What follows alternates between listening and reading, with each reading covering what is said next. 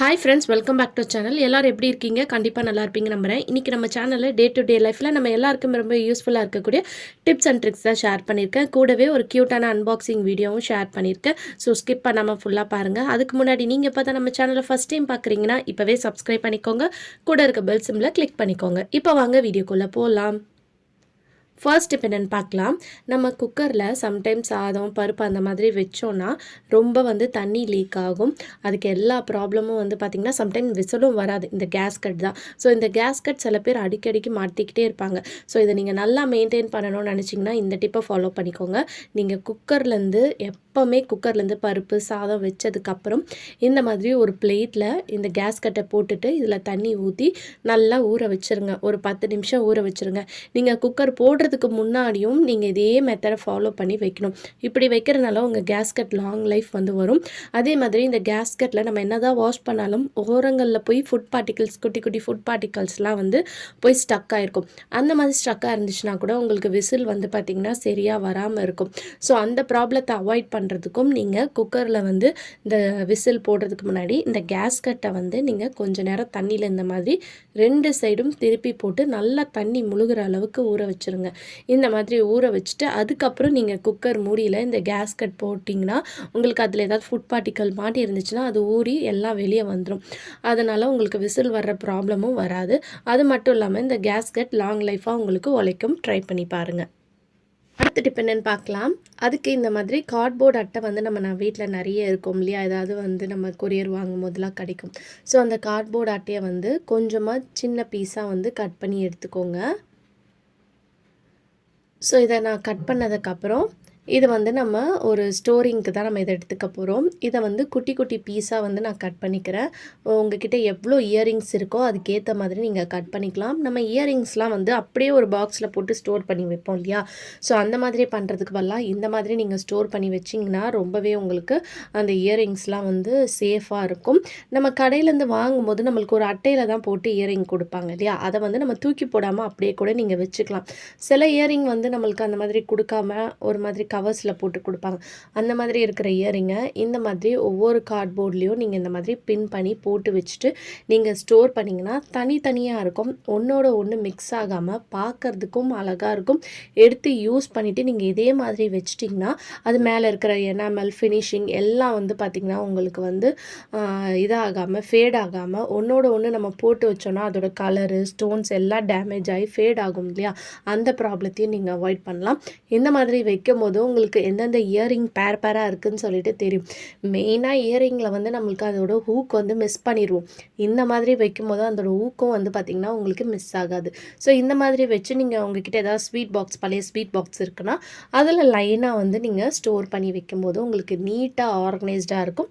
எடுத்து யூஸ் பண்ணுறதுக்கும் ரொம்ப ஹெல்ப்ஃபுல்லாக இருக்கும். ட்ரை பண்ணி பாருங்கள். அடுத்த டிப் என்னன்னு பார்க்கலாம். நம்ம யூஸ் பண்ணுற வாட்டர் பாட்டில் ஃப்ளாஸ்க்லலாம் சம்டைம்ஸ் பால் அந்த மாதிரி காஃபிலாம் கொண்டு போனோன்னா அது என்ன தான் நம்ம சோப் போட்டு வாஷ் பண்ணாலுமே நம்மளுக்கு அந்த ஸ்மெல் இருக்கும். அதே மாதிரி இதுக்குள்ளே நம்மளால் கை போட்டுலாம் வாஷ் பண்ண முடியாது. இதோட மவுத் சின்னதாக இருக்கிறனால. ஸோ இதை வாஷ் பண்ணுறதுக்கு இந்த மாதிரி ப்ரெஷஸ்லாம் இருக்குது. சப்போஸ் உங்ககிட்ட இந்த மாதிரி க்ளீன் பண்ணுற டூல் ப்ரஷ் இல்லைன்னா இந்த டிப்பை ஃபாலோ பண்ணிக்கோங்க. அதுக்கு இந்த மாதிரி தோசை கரண்டி ஜல்லி கரண்டி எதாக இருந்தாலும் எடுத்துக்கோங்க. நம்ம வீட்டில் இந்த மாதிரி நம்ம பாத்திரம்லாம் வாஷ் பண்ணுறதுக்கு வச்சுருப்போம் இல்லையா, அதை எடுத்துக்கோங்க. இதை இந்த மாதிரி நல்லா ரோல் பண்ணிவிட்டு ஒரு ரப்பர் பேண்ட் நல்லா டைட்டாக போட்டுருங்க. ஸோ இந்த மாதிரி போட்டதுக்கப்புறம் நீங்கள் உங்கள் வாட்டர் பாட்டிலை ஃப்ளாஸ்கெல்லாம் க்ளீன் பண்ணுறதுக்கு ஈஸியாக இருக்கும். வாட்டர் பாட்டில் ஃப்ளாஸ்க்கு க்ளீன் பண்ணும்போது கொஞ்சமாக கல் உப்பு இல்லைனா நார்மல் சால்ட் இதை நீங்கள் போட்டு க்ளீன் பண்ணிங்கன்னா அதில் இருக்கக்கூடிய பேட் ஸ்மெல்லெல்லாம் பார்த்திங்கன்னா உங்களுக்கு ரிமூவ் பண்ணிடும். ஸோ இந்த மாதிரி நீங்கள் க்ளீன் பண்ணும்போது உங்களுக்கு ஈஸியாக இருக்கும். எல்லா பக்கமும் உங்களுக்கு நல்லா ஈஸியாக பார்த்திங்கன்னா க்ளீன் ஆகும். ஸோ உங்ககிட்ட அந்த மாதிரி வாட்டர் பாட்டில் க்ளீன் பண்ணுற ப்ரஷ் இல்லைன்னா கண்டிப்பாக இந்த டிப் என்றைக்காவது ஒரு நாள் உங்களுக்கு ரொம்ப யூஸ்ஃபுல்லாக இருக்கும். ட்ரை பண்ணி பாருங்கள். அடுத்த டிப் என்னென்னு பார்க்கலாம். அடுத்ததாக பார்த்திங்கன்னா பட்டர்ஃப்ளை ஷாப்பி 24ன்ற இன்ஸ்டாகிராம் பேஜ்லேருந்து நம்மளுக்கு கொஞ்சம் அக்சசரிஸ் சென்ட் பண்ணியிருந்தாங்க. ஸோ அதோட அன்பாக்சிங் வீடியோ தான் பார்க்க போகிறோம். இவங்கக்கிட்ட பார்த்திங்கன்னா ட்ரெண்டிங்கில் இருக்கக்கூடிய பிரேஸ்லெட், இயரிங், அப்புறம் கொரியன் கிளிப்ஸ் அந்த மாதிரி நிறைய ஐட்டம்ஸ் இவங்க சேல் பண்ணிகிட்ருக்காங்க. இது பார்த்திங்கன்னா மேக்னெட்டிக் பிரேஸ்லெட். நீங்கள் ஃப்ரெண்ட்ஸாக இருக்கீங்கன்னா இந்த மாதிரி பிரேஸ்லெட் வாங்கி ட்ரை பண்ணலாம். அது மட்டும் இல்லாமல் எங்களோட குவாலிட்டி வந்து ரொம்பவே சூப்பராக இருக்குது. ப்ரைஸும் வந்து பார்த்திங்கன்னா இயரிங் வந்து இவங்கக்கிட்ட ₹10 வந்து ஸ்டார்ட் ஆகுது. நிறைய கொரியன் இயரிங்ஸ்லாம் வந்து வச்சுருந்தாங்க. ஸோ இதில் வந்து பார்த்திங்கன்னா எனக்கு அந்த கொரியன் இயரிங் ரொம்ப பிடிச்சிருந்துச்சு. உங்களுக்கு எது பிடிச்சிருக்குன்னு சொல்லிட்டு மறக்காமல் கமெண்ட் பாக்ஸில் வந்து கமெண்ட் பண்ணுங்கள். இது வந்து பார்த்திங்கன்னா பீகாக் வச்ச மாதிரி ஒரு ஜிம்காஸ். ஸோ இது மட்டும் இல்லாமல் இவங்க கிட்ட கிட்ஸ் அக்சசரிஸும் வந்து பார்த்திங்கன்னா சேல் பண்ணிகிட்ருக்காங்க. ஸோ அதை வந்து நான் நெக்ஸ்ட் வீடியோவில் வந்து அன்பாக்சிங் பண்ணுவேன். ஸோ அதை மிஸ் பண்ணாமல் பார்க்கணுன்னு நினச்சிங்கன்னா இப்போவே நம்ம சேனலை சப்ஸ்கிரைப் பண்ணிக்கோங்க. பேக்கிங்கும் வந்து பார்த்திங்கன்னா ரொம்ப சேஃபாக அமுச்சிருந்தாங்க. ஒவ்வொரு ப்ராடக்ட்டுக்குமே தனித்தனியாக அவங்க பபிள் ரேப் பண்ணி அமுச்சிருந்தாங்க.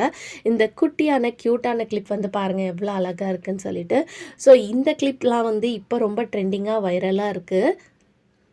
ஸோ இது மட்டும் இல்லாமல் இவங்கக்கிட்ட நிறைய இயரிங் கலெக்ஷன், நிறைய பிரேஸ்லெட் கலெக்ஷன்ஸும் வந்து பார்த்திங்கன்னா இருக்குது. ஸோ இந்த கிளிப்ஸும் எனக்கு ரொம்ப பிடிச்சிருந்துச்சு. ஸோ கண்டிப்பாக இவங்க பேஜை நீங்கள் இது வரைக்கும் விசிட் பண்ணி பார்க்கலன்னா ஒன்ஸ் விசிட் பண்ணி பாருங்கள். இவங்களோட டீட்டெயில்ஸ் வந்து நான் டிஸ்பிளேயில் கொடுக்குறேன். ப்ளஸ் டிஸ்கிரிப்ஷனில் இவங்களோட கான்டாக்ட் டீட்டெயில்ஸும் கொடுத்துருக்கேன். வேணுன்றவங்க கண்டிப்பாக போய் செக் பண்ணி பாருங்கள்.